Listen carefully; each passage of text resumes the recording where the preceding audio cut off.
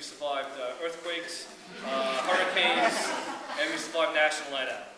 So I'm looking forward to next year's National Night Out, and hopefully no more earthquakes or hurricanes. Quick rundown, I think we did pretty well with the hurricane. I certainly was nervous that night. Big parts of our precinct are the Zone A, which could have been flooded out. About 9 o'clock in the morning when the high tide came, I was on Greenpoint and Kent and watched the water just come over the wall and start moving up the block, but then it stopped, thankfully. So I think we sort of dodged a bit of a disaster. But the only eventful thing that happened that night to us was 2 of our cops ended up getting into a car accident with someone who was drunk driving in a hurricane. If you can believe that. The only other car on the road, he crashed into a police car. They're okay. It was a Snooki. Funny you should say that. Okay, crime overview. We're doing very well here in Greenpoint. You've all heard on the news, people claiming crime is up. It's up by just a few percentage points citywide. And certain precincts aren't doing as well as we are. We're fortunate here, compared to last year, we're still down 13% currently for the year, which is really good. That puts us at about the second best precinct in the city for crime reduction from last year. Greenpoint's always been a safe neighborhood. It continues to be. Out of the 76 precincts in the city, we're probably the 7th or 8th lowest when it comes to the number of crimes reported to us. You'll find places like ourselves, Red Hook, the 76 precincts, 7-8 Park Slope, all sort of the same amount of crime compared to other precincts. Things that are problems here continue to be number of car break-ins. We get people who break into cars, steal people's wallets, cell phones they leave in cars, computers they leave in cars. It's a big deal for us. Where some commands have photos of who's wanted for shootings and robberies and murders and give them out to their cops. We give out pictures of people who break into cars. One of them gets locked up. I'm on the phone with the district attorney's office that next day asking them to special attention for those cases. We'd be able to put some people away. You know, it's not something they go away for years for. 6 months to a year at best sometimes. There's one gentleman, this guy named Chris Quinn. He's a long-time car-breaking guy. He was a person we spoke about at one of our meetings a couple months ago, where he was arrested over drug rehab. He took off from drug rehab. We knew he was out. We arrested him that same week. He went back to the system.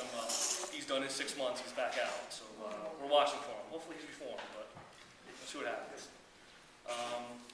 Robberies, of course, is still a problem. Although we don't take as many robberies as you can see in the rest of the borough, there's still a problem for us. The type of robberies we're talking about now, sort of the new thing to do is steal someone's phone. Someone's walking down the street, phone in their hand, someone walks up, grabs the phone and takes off. In fact, we just had one tonight on Skillman and Moore. It happened to us. A lot of them are happening late at night, 4 or 5 in the morning, people coming home from bars and whatnot. People are less likely to fight back and know what's going around them. But that's something we're very concerned about. Other issues that have come up since our last meeting, McCarran Park has its problems, and we know it does. One of the biggest problems with McCarran Park is these reoccurring guys who look homeless. Now, generally, most of them are not necessarily homeless. They have homes locally here. They're just perpetually intoxicated. They wake up in the morning, they find the biggest, strongest nocturnal or noctane vodka they could find, and they're passed out by midday. Over the summer, I assigned one of our police officers who's normally assigned to the schools to just handle the park. We've written a lot of summonses to these guys. We scoop them up, send them to the hospital. They come back 3 days later with a clean shirt on, shaved, they're looking nice, but within a week they've fallen back into their same old problems. Just this morning I had a meeting with homeless outreach people. Councilman Levin's office was there. It's something they chair to try and come up with solutions for these guys. It's not always a law enforcement issue, but it's certainly something we've been watching. One of the things we've been doing for the last few weeks is the children's park that's in McCarran Park. We've been locking that up ourselves on the evening when it comes time to close the park. A lot of the bums are going in there using the kids' sprinkler to wash themselves, use it as a bathroom, and whatnot. We chase them out of McCarran Park's a big park. We chase them out of one side, we find them on the other side. We found them now. A lot of people who live across the street on Lorimer are complaining inside some of the vestibules. We'll find them in the middle of the night sleeping there on nights when the weather's bad. That's certainly something we're watching and we're trying to take care of. Another big problem we have here is our clubs. Over the summer we did a lot of club enforcement. Twice we were able to do these what's called march operations. That's when we take a bunch of city agencies together and go into a problem place. And each agency sort of addresses their concerns for that place.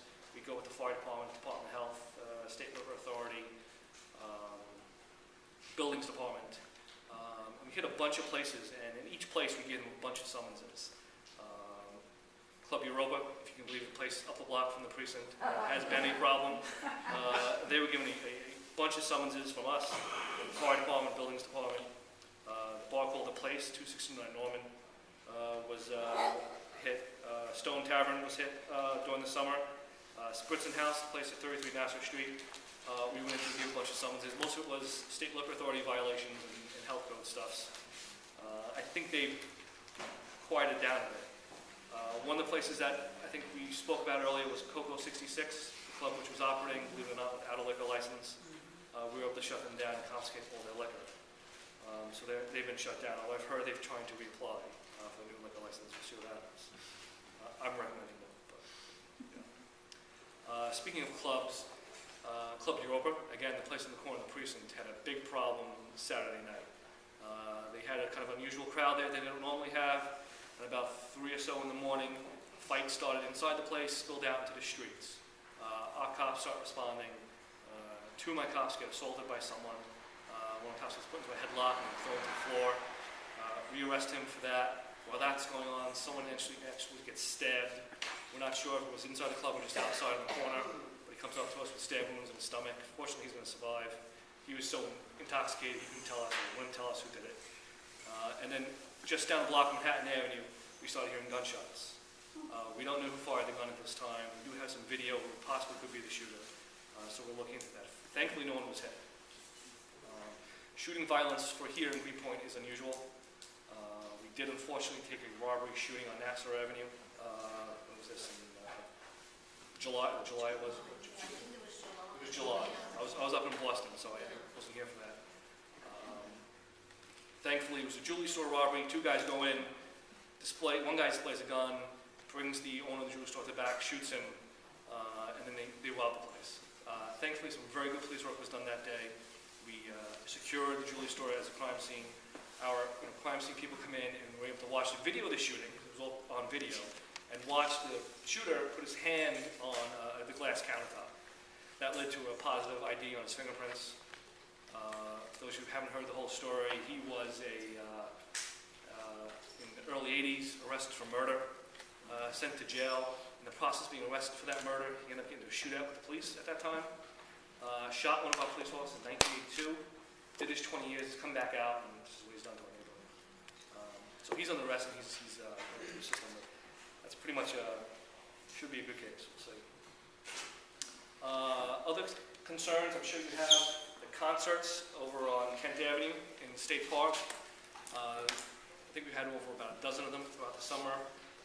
They've all gone well until this past weekend. We had some problems a few blocks away from the concert, people selling sort of like laughing gas out of canisters. It's an unusual thing. I've never seen it. Well, we heard some complaints of it in other parts of the precinct over the year I've been here. What they do is the noxious, I forget what it's called, the laughing gas you get from a dentist. You show up with one of those containers, fill it up into a balloon, and sell the balloon for a couple dollars to someone. Not your guy, thank you. You buying the balloons? I'd heard that complaint from one of the local bars a while ago, and we hadn't seen that at all summer until this weekend. I've done some research in the last 2 or 3 days. It has been a problem in Manhattan, in some of the clubs in Manhattan, some of the concerts and whatnot. So I've been on the phone with our narcotics people. There's one more concert left this year on Saturday, so they'll be out there to see what we can do for it. But it's one of those bizarre things that kind of just happened to us. We did recover 3 of the canisters. As we walked up the block, we found them. Had to call the fire department to take them for us and dispose of the property. So those are some of the things that have been going on. I'm sure I've missed a few things that have happened over the summer. It's a crazy summer for all of us. But, so I think we'll now open it up some questions, as we usually do. And again, if anyone has something they want to speak to us in private, by all means, we'll be here afterwards if you want to.